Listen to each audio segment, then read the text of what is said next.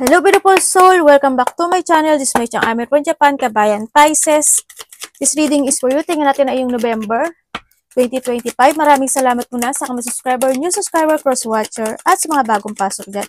Welcome na welcome kayo sa bahay ni Ate Aimee. Salamat din sa nakataba ng puso ninyong mga comments at sa mga nagpa-personal reading. Marami pong salamat. Kung gusto nyo na energy nyo lang talaga ang gusto nyo makuha natin, all the details para sa personal reading is in description below. General reading tayo, Pisces, kunin mo lang sa'yo at itapon ang hindi naman sa'yo. Maaring vice versa, energy mo, energy ng person mo, energy lang malapit sa puso mo. Nangyayari or mangyayari pala. Use your own intuition, lawakan yung isipan nyo. Ano man ang gender mo, ano man ang edad mo, lagi nyo tatandaan ka na kayo pa rin ang makapagpapabago ng inyong buhay. Uy, Bridge, successfully overcoming a problem. Ibig sabihin, kung medyo sinasaayos mo ngayon yung mga problema mo is maaaring magkakaroon na ito ng solution. Fixing something bridge. Halimbawa, sa anak mo, sa magulang mo, sa karelasyon mo, o person who's connected sa'yo, pwedeng kaibigan, pwedeng kasama sa trabaho, ganyan. Para kasi tingnan mo yung si bridge para pinifix niya. And may mga situation, may mga pinifix or matatapos na yung bagay na yun. Tingnan pa rin natin, ha. Uy, wealth!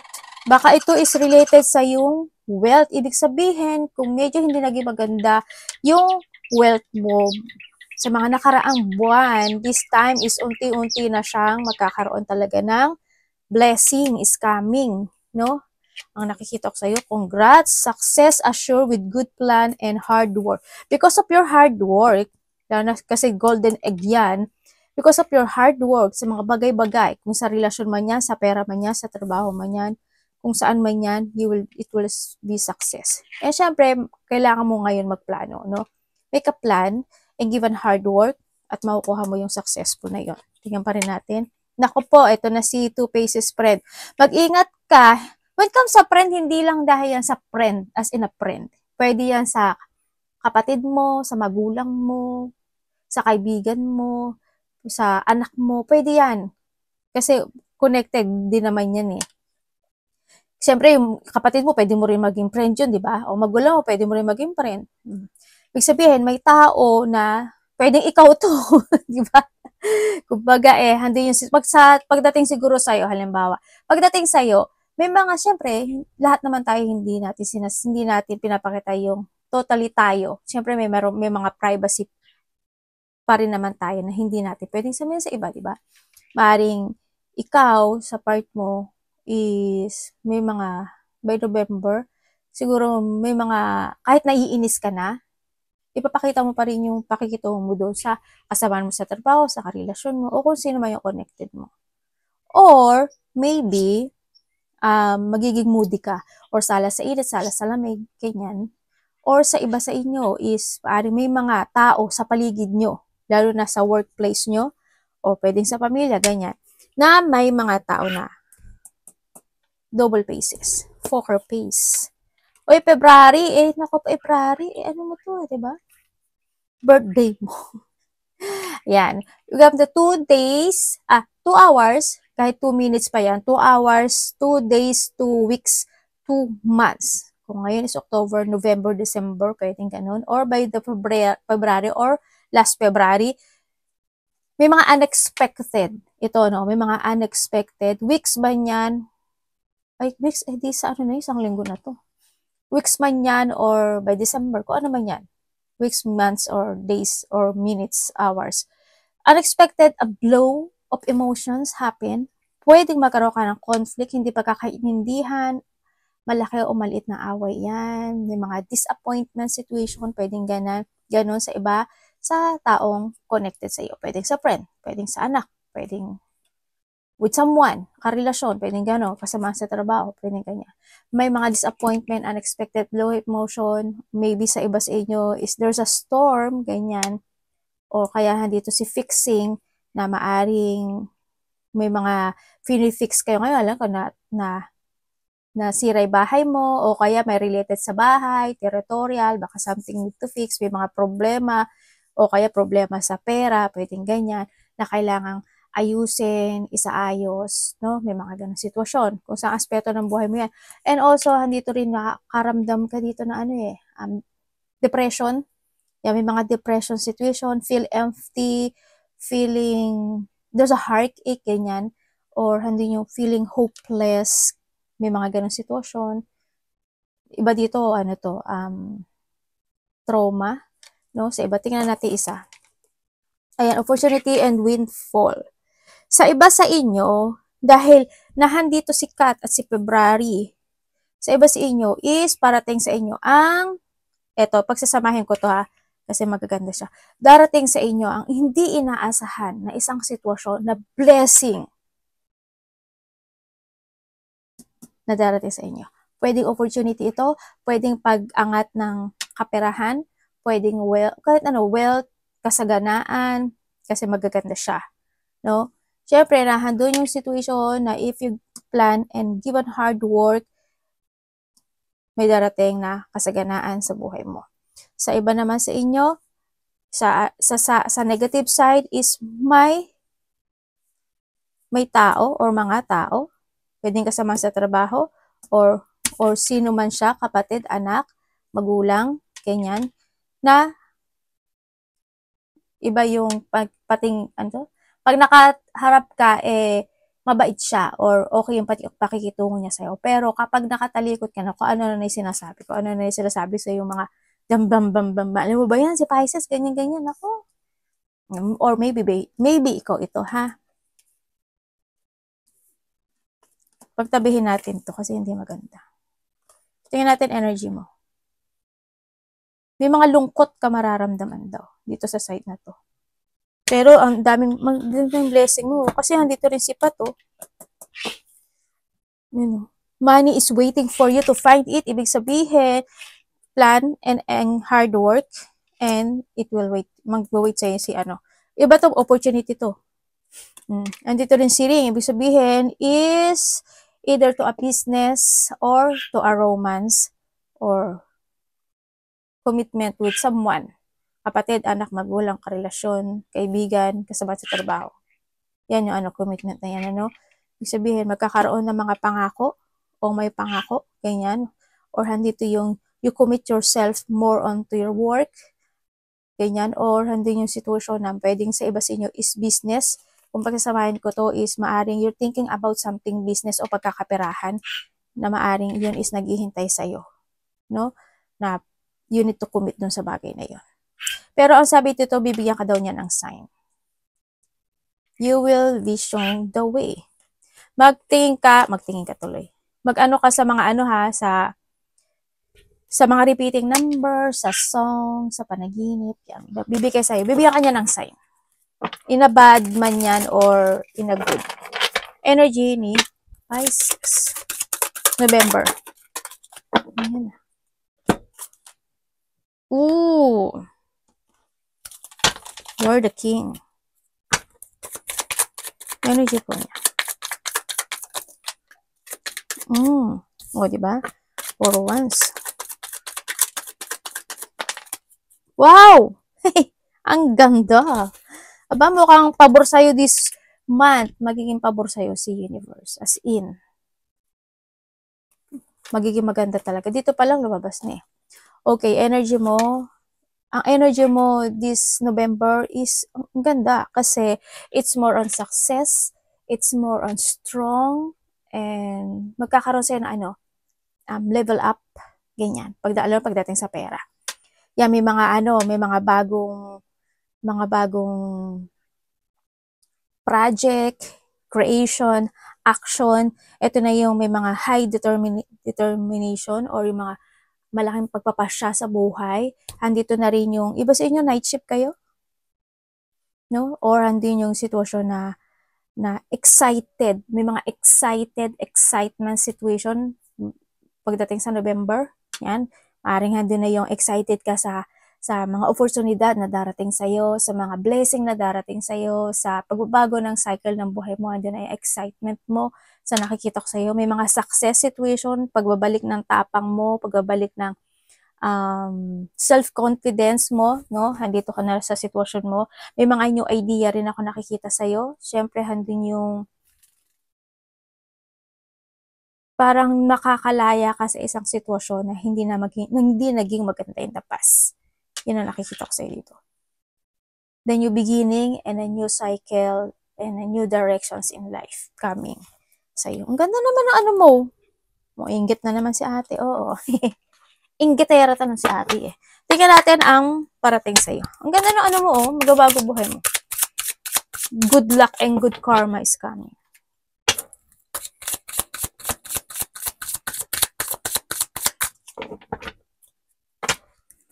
Leader yung iba dito, no? Sabagay, iba sa inyo kasi talagang pinanganak talaga kayo na ano may pagka-leadership. Kumbaga, you know how to manage something. Pwedeng business, pwedeng growth, pwedeng ganun. Basta kaya mo mag-manage. May ability ka to manage. Parating kay Pisces. Oh. The world, oh. Ganda naman ng mga energy mo. Nagbabago yung, sabi ko sana, nagbabago yung buhay mo. Nagbabago yung cycle mo ngayon. Okay. Parating sa'yo. Oh, Galileo. Tingnan natin.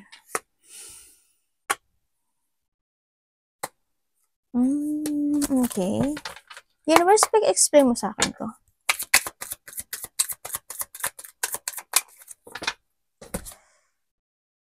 Okay. Okay, ang parating sa iyo. May mga unfinished business pa talaga. The 6 and the 6. Okay, parating sa iyo is may parang you're happy, alam mo yun, may mga magaganap na happy situation ako na nakikita sa iyo. Yan, siguro may mga pagkikita na magaganap, siguro within the 3 days, 3 weeks, 3 months, or by the 3rd of November 3 or 1 to 3 man yan, or by the 3rd week, pwedeng ganun, or bago matapos ang buwan ng November, may mga happy situation ako nakikita, magkakaroon ng mga pagkikita ng mga kaibigan, kamag-anak, may mga happy gathering, pwedeng ganun, may mga mag-chill, yan, may mga collaboration, creativity, joy, ganyan, cooperation situation. Maliit lang naman siya actually. Andun sa point na yung iba sa inyo is pupunta ba ako o hindi? Pwede kayo magdalawang isip. Pwedeng you want to be alone, or pwede rin naman na sa iba sa inyo is sasama ka. Yung iba dito siguro, pag may nag-aya sa inyo is mas gusto mo muna na want to be alone, or yung mag-me time ka muna than to sumama sa iba. Yung iba sa nakita ko ganun. No? And then also, yun nga, may mga lakad, travel, ako nakikita sa iyo. May taong makikipag-commit sa iyo. Magulang or a person na mas may edad sa iyo. Someone want to commit. May edad siya sa iyo. Kasi nakita ko ikaw yung mas bata eh. Maaari mas edad. Pwedeng kasama mo sa trabaho na mas may edad, pwedeng magulang mo, pwedeng kapatid mo na mas may edad. Basta may mas edad siya sa iyo. Yun na nakikita ko. Parang gusto kanya kausapin. Yun nakikita ko. Or baka siya yung mag-aaya sa iyo. Diba? Na mag-chill kayo, lumabas kayo, or sasakay pupunta, ganyan. Yun ang nakikita ko dito. And then also, is parating sa'yo, makakaramdam ka daw, medyo makakaramdam ka ng pagod by November. Yan, mararamdaman mo. Siguro, lalo na kung night shift ka, tapos maraming overtime, yan, makakaramdam ka na talaga ng pagod niya. Yan, makakaramdam ka ng pagod. Meron ding tao na magbibigay ng payo. Either ikaw ang magbibigay ng payo sa tao na yon, or siya ang magbibigay ng payo sa'yo. May taong ganon. Pero, ang hindi ko lang maintindihan kasi, basta may painful ka daw na mararamdaman by November. There's a pain situation ka na mararamdaman. Pwede yung painful na yun is, pwedeng mga masakit sa katawan, pwedeng ganun, sa pagod siguro, yun nakita, o kaya naman, pwede rin na magkaroon ng mga hindi pagkakaintindihan with someone, yan, malait man o malaki, tulad ng sabi ko kanina, dito, dito nasabi ko na siya, no, may mga intense situation, may mga sitwasyon na hope, hindi ano, pwedeng ikaw ihiwalay mo muna yung sarili mo, mag-me time ka, sana hindi dumating yung point na separation, sana hindi. Ako nakikita. Pero tingnan pa rin natin mamaya. Siguro ano lang to, mga maliliit na conflict, hindi pagkakaintindihan, konting madismaya lang, pwedeng ganun, pwedeng tampuhan, pwedeng ganun. Yan. O kaya mga, ano lang yan, yung magkaroon ka na ng self-delusion, mga ganyan. Yung parang akala mo lang, ganun-ganun. Diba? May mga ganun siguro sa iba sa inyo. Tingnan natin. May travel yung iba. Thinking about, may travel yung iba. Thinking about traveling. Yung iba sa inyo siguro have a travel by 3 days, 3 weeks, 3 months, or by the next year of March, pwedeng ganun. Ako nakikita. Or by the 3rd week. Or pwedeng January 3, ganyan. Weeks man yan or months. No? Kasi you're thinking about something traveling. No? Akong nakikita dito. Hala, ano ba si Devil? Ano dapat iwasan niya?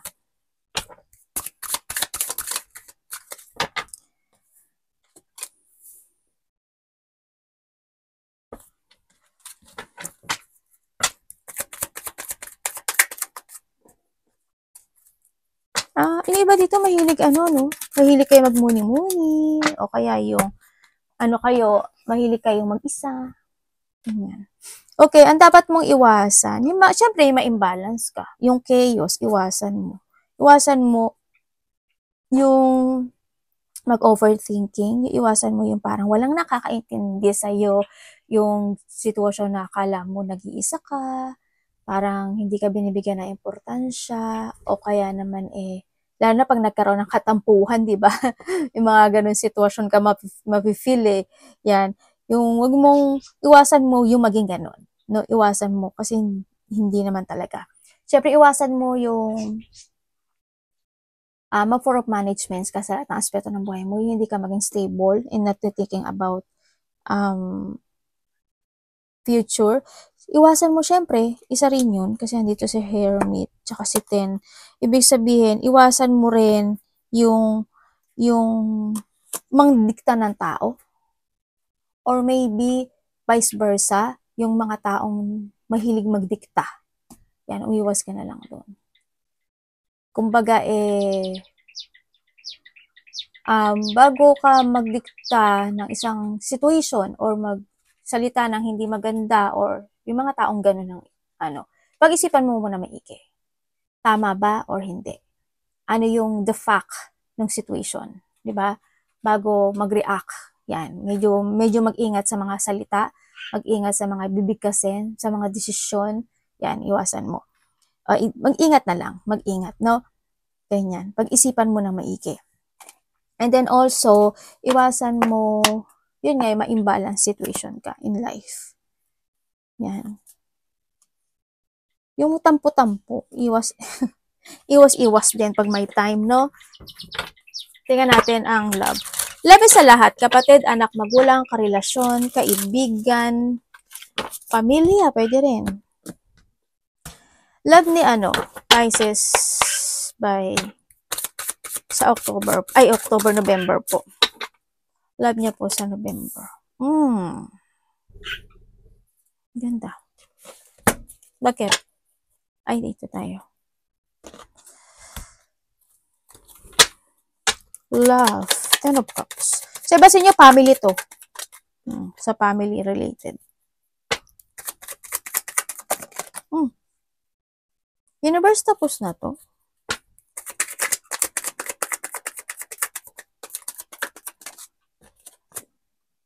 Hindi pa.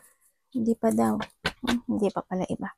Okay, when it comes sa love, ang nakikita ko sa'yo dito, sa iba dito kasi related siya sa family, no? Pero sino man ito, by the November, ang nakikita ko, may tao na magkakaroon kayo ng connection. maaring itong tao na to is pwedeng kapatid mo, pwedeng anak mo, pwedeng karelasyon mo, no? Ang nakikita ko kasi dito, magkakaroon ng emotion. There's a feeling emotion, situation, ako na nakikita. Siguro, kung sa family ito, merong nakaraan na hindi naging maganda o nagkaroon ng mga unfulfillment situation o nagkaroon ng mga basta pangit na sitwasyon, sadness, unfulfilled, hindi nagkakasundo, mga ganong sitwasyon, ang nakikita ko ngayon is magkakaroon kayo ng pagkikita-kita or magkakaroon or magkukumit siya sa'yo or ikaw magkukumit sa kanya. Magkakaroon ng ganyan. Pagtitipon-tipon or magsasama-sama, ganyan. Kung sa relasyon man ito, maaring may tao na dati mong karelasyon or pwedeng kaibigan din to kasi, no, nako-connect sa'yo. May ko-connect sa'yo. Or maybe, ikaw ito, na may tao kang naiisip na gusto mong kumonek sa kanya, or siya is iniisip niya na gusto niya kumonek sa'yo. Ay, ano ba? Ano ba yun? Yun ang nakikita ko dito. May taong kukonek sa'yo.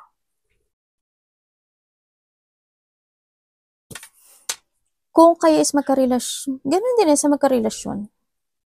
Halimbawa, yung karelasyon mo, meron siyang hiniwalayan o ikaw may hiniwalayan ka, halimbawa, diba? Either sa'yo is may kukonek na past relationship mo or siya is, or sa part niya may kukonek na past relationship niya. Pwedeng siya ang kukonek or kabila ang kukonek. Vice versa. Yun ang nakikita ko. Dito. Money. Pwedeng iba dito, kaibigan lang to. Parang, syempre, kaibigan is also a family related din siya, diba? Parang, nagkaibigan mo na, kapamilya mo na siya, ganyan. Iwas inyo, kapatid yan. Money po.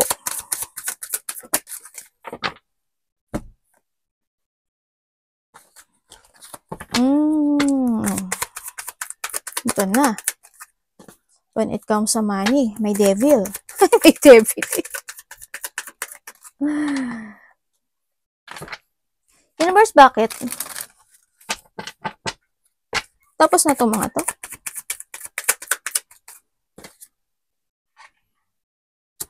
Ano nito?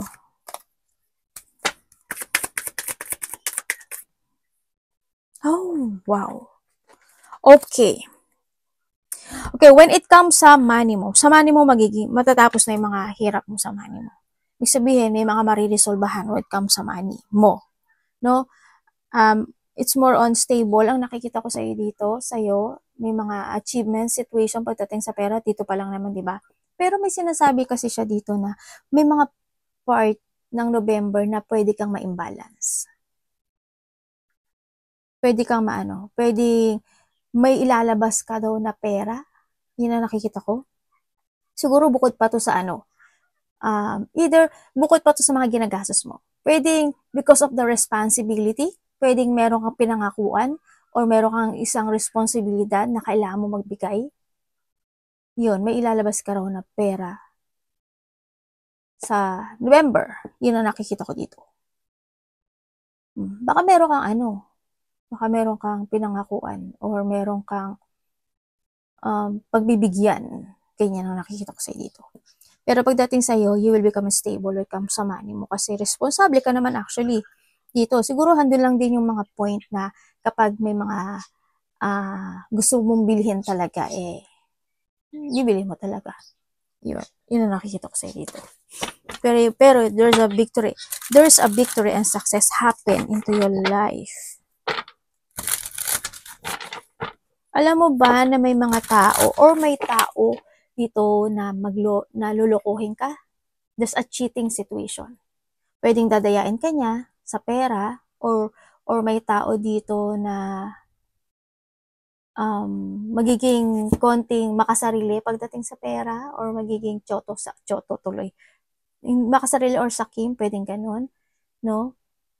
Pwedeng dagdagan mo, halimbawa, small things, small lang yung may sasabihin ko. Halimbawa, pangako ka na magbibigay ka ng 500. Pero humirit siya na, gawin mo ng 1,000 para buo. Kung 500, buo din yun eh. Halimbawa, ganun lang. Yung ano lang, siguro pwede either maglambing siya or ang pakay niya talaga is bulahin ka niya. Pwedeng ganun, no? Magkakaroon ka ng ganun. Or any cheating situation. Pwedeng yung mga kaibigan mo or mga kasama mo sa trabaho, ganyan. Baka i-cheat ka nila, ganyan. O wag naman sana karelasyon, di ba? Yung mga may mga tao na may tao, pwedeng anak, pwedeng magulang, pwedeng kung sino man yan. May tao na may dark thought sa'yo.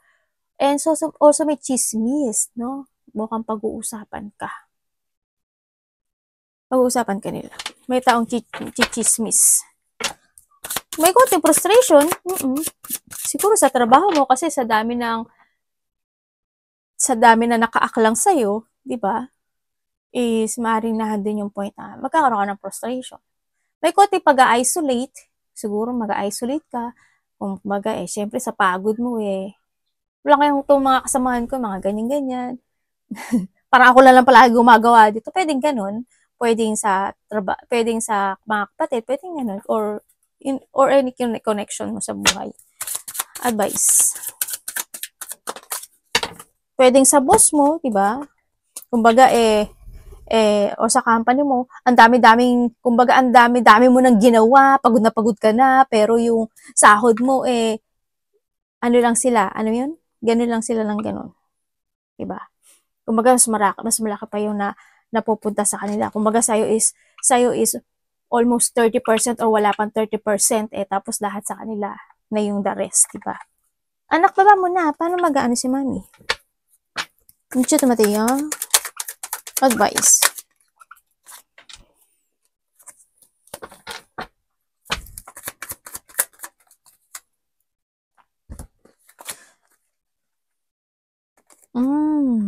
Uy, magkakaroon ka ng offering. May mag-o-offer sa'yo. Opportunity ito. Pwedeng trabaho, pwedeng project, passion, trabaho, or creation, ganyan. May mag-o-offer sa'yo. Halimbawa, gawin mo naman to, halimbawa, nandito ka sa section 1, pwedeng gawin mo to, punta ka doon, ayusin mo to, ganyan-ganyan. May ganun ako nakikita. And oo, may offer. Kung anong offer yan, pwedeng love life, pwedeng sa trabaho, ganyan, project. And also, ang advice sa'yo, mag-trust ka daw sa intuition mo.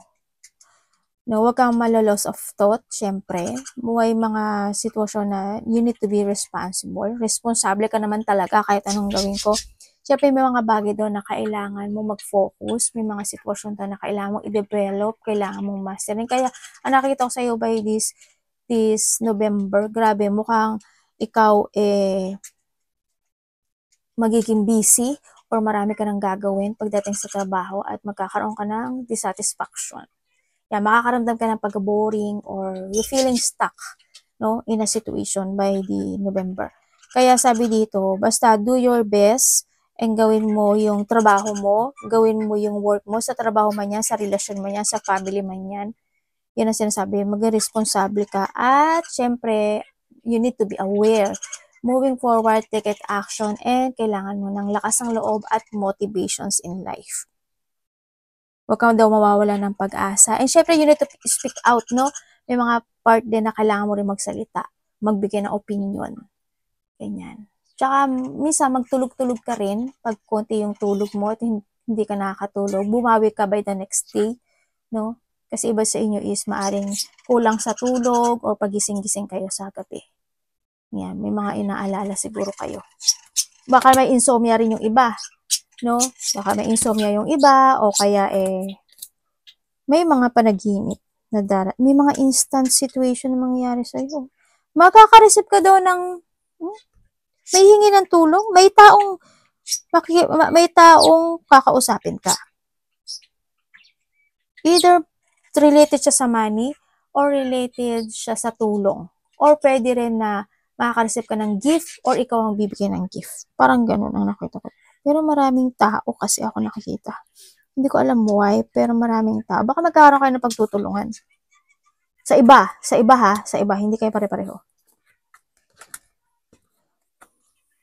May tao na hihingi sa'yo ng forgiveness, or maybe ikaw. Arigato namaste, God bless.